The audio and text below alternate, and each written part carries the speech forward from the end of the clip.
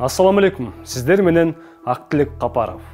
Мэриянын атка минерин уулу ошол эле мэриянын алдындагы мекемелерден тендерлерди утуп жатабы. Ушул жана башка жөнүндө бүгүнкү чыгарылышта көрүмүз. Бирок а дегенде биртке тарыхка кайрылып кетели. Ошентип 2019 жылдын июль айы кандуу койташ окуяларына жана Алмазбек Атамбаевдин камалышына туура бир ай калган. Ал учурда Садыр Жапаров президент, Камчыбек Ташиев Кыргызстандын башкы чекисти болуша элек болчу.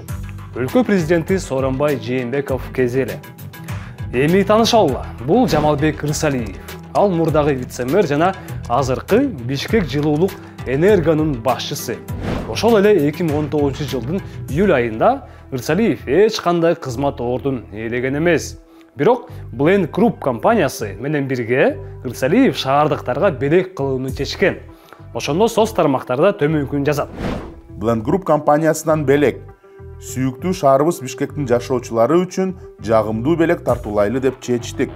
Бишкек мэриясы менен биргеликте Держинский бульвары менен Токтогул көчөлөрүнүн кесилишинде парктын ичибизде өзүбүздүн ишканадан чыгып жаткан балдар аянтчасын шаардын тургундарына белек кылып жатабыз. Таанышыңыздар, ал эми бул анын баласы Жамалбек уулу Жалынбек. Осярбинин маалыматы боюнча ал Blend Group Plus фирмасынын негиздөөчүлөрүнүн бири болгон. Ошол эле 19 жылдын июль айында Жалынбек эмне деп жазганын окуп көрөлү.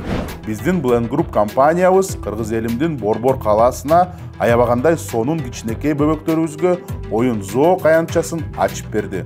Ар дайым кыргыз элибизге кызмат кылууга Кудайым бизге жардам берсин. Мына ушундай маанайда 2019 жыл аяктап, кийинки 2020 жыл келет.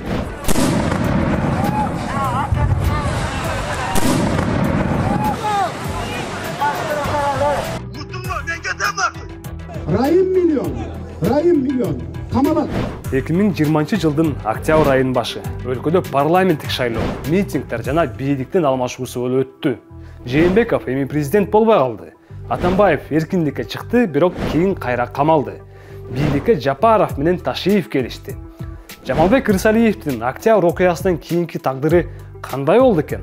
Ооба, ал деле Жапаров менен Ташиев сыяктуу кызмат ордун ээледи.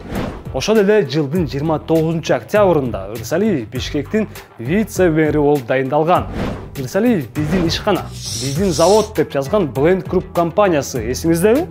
Ал эми анын уулу буга чейин Blend Group Plus компаниясынын негиздөөчүлөрүнүн бири болгон үчүн. Анда мен айтып да көрсөтүп да берейин. Рысалиев 29 октябрда вице-мэр болуп дайындалат. 6 күндөн өтөбөй, тактап айтканда 4 ноябрда номер 7 муниципалдык аймактык башкармалыгы балдардын оюн жана спорттук курулмалары боюнча тендер жарыялайт. 738 000 сом сунуштап, сынакта ошол эле Blend Group Plus компаниясы жеңип алат.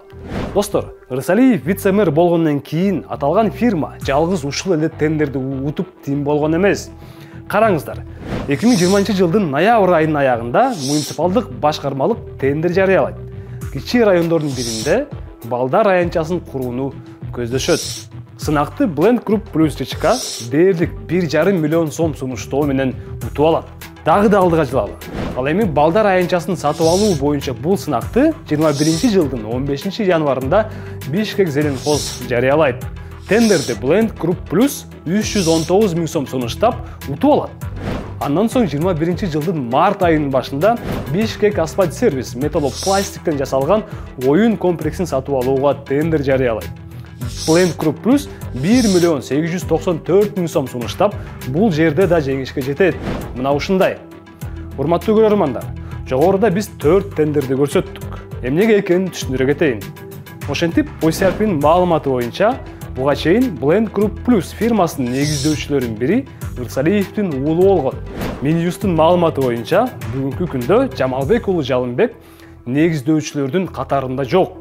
Бирок акыркы жолу Blend Group Plus 2021 жылдын июль айында кайра каттоодон өткөн. Ал эми Жамалбек Рысалиев 20 жылдын октябрь айынын аягында вице-мэр болгон. Мындай маалыматтарга таянып, биз бул компаниянын тендерлерин 2020 жылдын октябрь айынын аягынан 2021 жылдын июль айынын башына чейин көрсөттүк. Достор, Blend Group Plus Ырсалиев вице-мэр болгонго чейин эле тендерлерге катышып утуп келгенин белгилегим келет. Дагы бир жолу белгилеп кетейин. Бул фирма Ырсалиевдин вице-мэрлиги учурунда да тендерлерди утуп турган. Андан тышкары Blend Group Plus компаниясы Жамалбек Ырсалиев Бишкектин вице-мэри кызматынан кеткенден кийин деле мамлекеттик сатып алууларга катышып утуп турган. Open Contracting сайтынын маалыматы боюнча 2019 жылдан 2022 жылдын аягына чейин бул фирма ар кандай мекемелерден жалпы суммасы дээрлик 39 миллион сомдук тендерлерди уткан. Урматтуу кыргызстандыктар, сиздер дүкөндөн сагыз сатып алсаңыздар дагы ага салык төлөйсүздөр. Түзүлгөн мамлекеттик бюджеттин курамында мындай салыктардын да үлүшү бар. Ал эми бюджеттеги акчанын бир бөлүгү тендерлерге, мамлекеттик сатып алууларга жумшалат. Ал эми бул тендерлердин бир бөлүгүн депутаттардын, аткаминерлердин жана башка кызмат адамдарынын туугандары жана жакындары утуп алат. Ар бир кыргызстандык акчасы, салыктары кайда кетип жаткан, эмнеге жумшаларын билүүгө толук укугу бар. Ушул видеого лайк коюңуз жана бөлүшүңүз. Сиздер менен мен Актилек Капаров болдум. Кайрадан көрүшкөнчө.